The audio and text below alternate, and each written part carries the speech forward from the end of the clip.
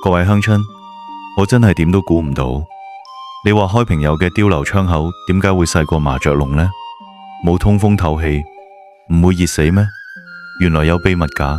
塘口鎮呢棟碉樓曾經參與過保衛戰。話你知呢啲一扇天窗眼，其實係華僑金三伯精心設計嘅死亡濾鏡。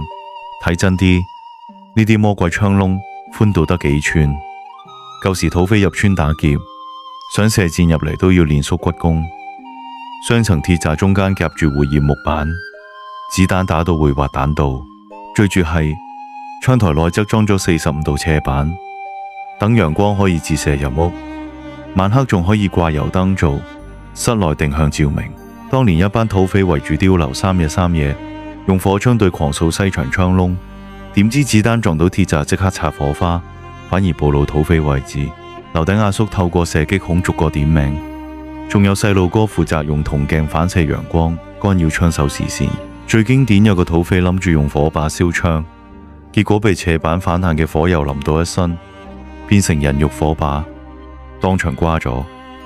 拆解窗窿3重玄機：第一，外窄內闊喇叭口設計，子彈出膛自動擴散成線形火力網；第二，窗框貼埋蠔殼灰，夏天透氣散熱快過空調；第三，活頁木板可以調節開合角度，日頭透光，夜晚擋風，仲可以當望遠鏡用嚟觀察敵情。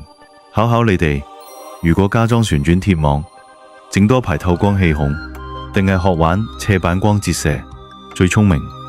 留言話我知，關注我，下期內容相當勁爆，真係估你唔到。